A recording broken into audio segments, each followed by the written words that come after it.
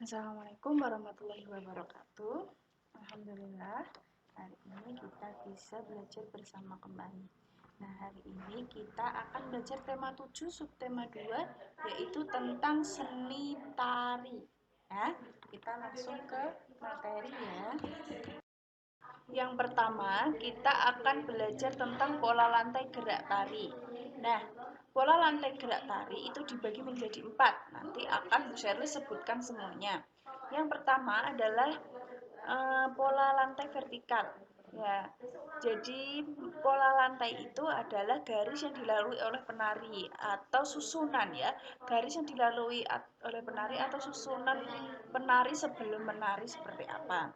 Nah, macam-macam pola lantai tadi ada 4. Yang pertama adalah pola lantai vertikal. Pola lantai vertikal, para penari membentuk garis vertikal, yaitu garis lurus dari depan ke belakang maupun sebaliknya. Jadi, pola lantai vertikal itu lurusnya ke belakang atau dari belakang lurus ke depan, jadi lurus ya. Lalu yang kedua nanti ada horizontal, diagonal, dan melingkar. Akan Bu Sherly bahas di selanjutnya. Yang kedua yang tadi Bu Sherly bilang adalah pola lantai horizontal. Nah, pola lantai horizontal itu para penari berbaris membentuk garis lurus ke samping kanan dan ke kiri ya. Jadi horizontal itu lurus ke samping kanan kiri. Nah, untuk pola lantai yang ketiga yaitu pola lantai diagonal, yaitu miring ke kanan atau miring ke kiri, membuat garis sudut.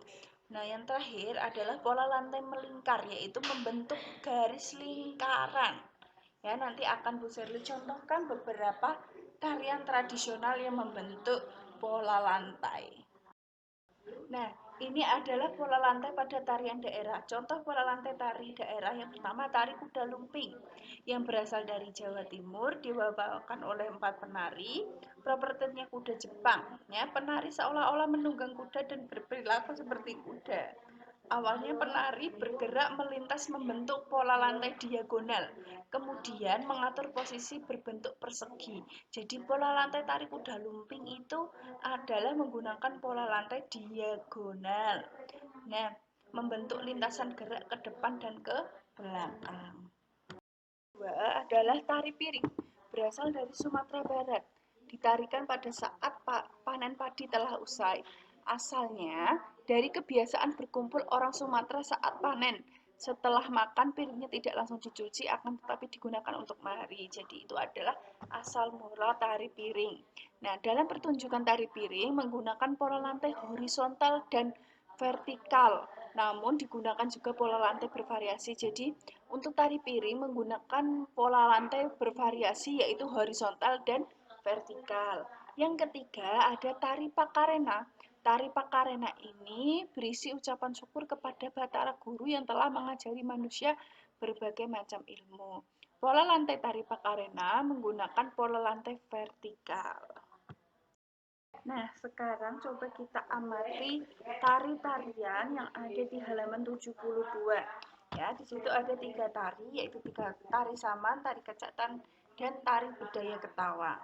Nah, kita amati di gambar.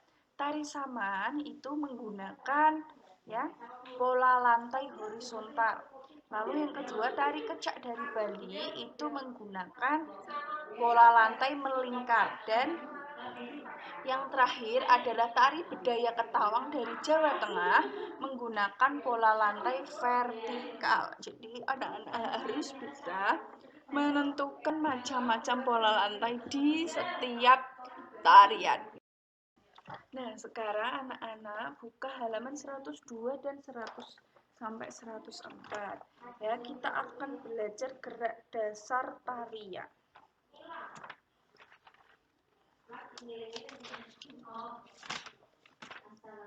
Nah, di situ gerak dasarnya ada beberapa gerakan. Yang pertama, Ya, anak-anak bisa amati di buku. Yang pertama, kepala menoleh ke kanan atau ke kiri pada setiap gerakan badan atau kaki dengan bergerak dagunya terlebih dahulu sehingga terlihat lakukan keindahan dari sebuah gerakan kepala. Jadi kepalanya itu menoleh ke kanan dan ke kiri.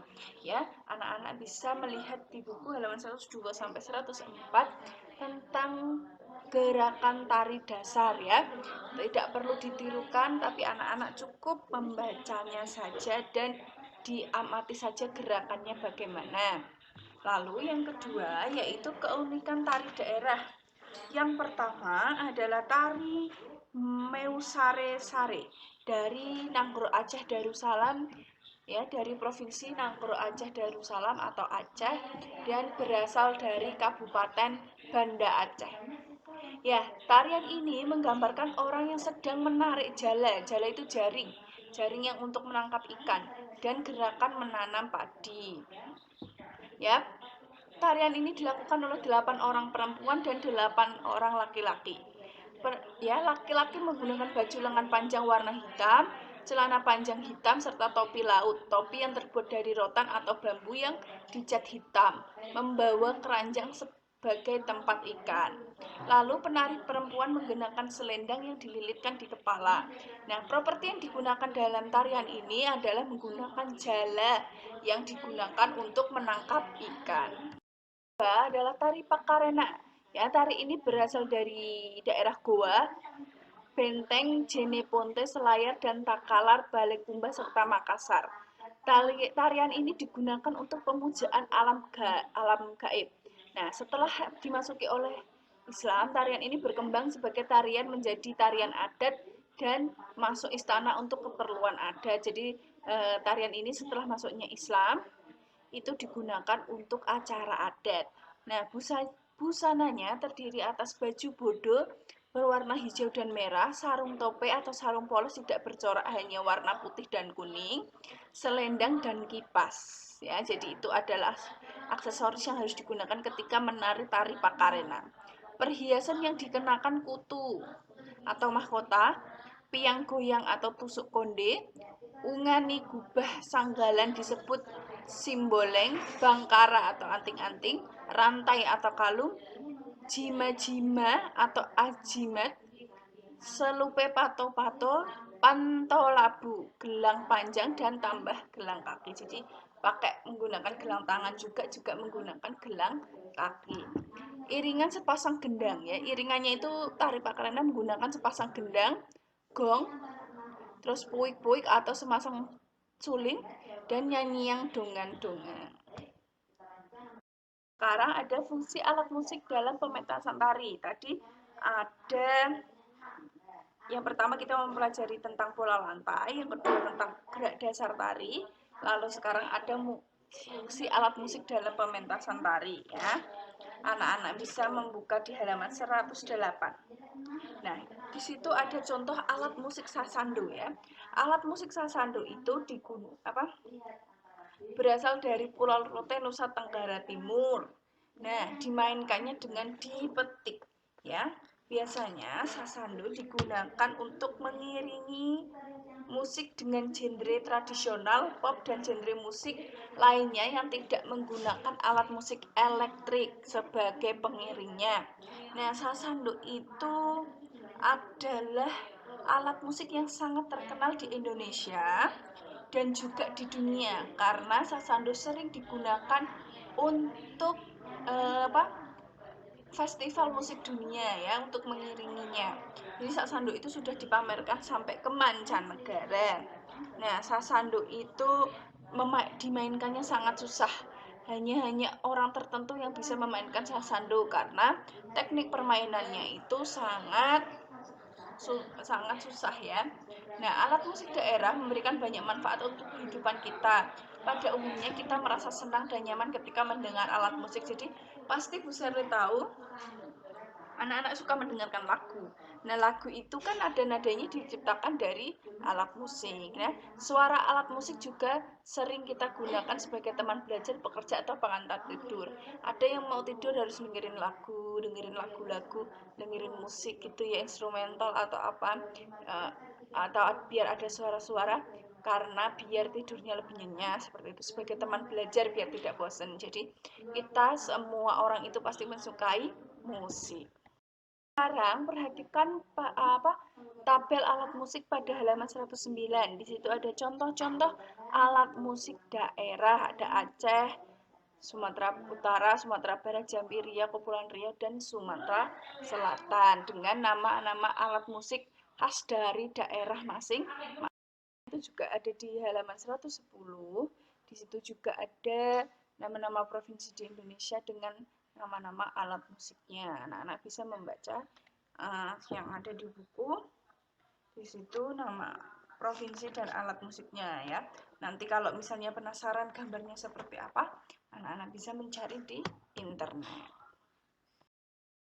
Tugas dari Bu Serli yaitu mengerjakan halaman 112 sampai 113 tentang alat musik tradisional ya. Di situ ada alat musik. Yang pertama itu gong, angklung ya. Itu nanti anak-anak cari nama alat musiknya, asalnya dari mana, misalnya angklung. Nama alat musik angklung asal dari Jawa Barat. Ulasannya misalnya alat musik angklung dimainkan dengan cara digoyangkan atau seperti apa gitu, misalnya gong itu dimainkan dengan cara dipukul kayak gitu. Itu cukup seperti itu saja, tidak usah banyak keterangannya ya. Jadi cukup alat musik itu dimainkannya seperti apa ya. Jangan lupa asalnya dari mana dan nama alat musiknya juga dituliskan. Alhamdulillah sudah selesai di penghujung materi ya. Semoga anak-anak paham atas materi yang bisa disampaikan. Mohon maaf apabila ada kesalahan. Jangan lupa tugasnya ya dikerjakan dan dikumpulkan ke Bu Serli. Akhir kata dari Bu Serli, wassalamualaikum warahmatullahi wabarakatuh.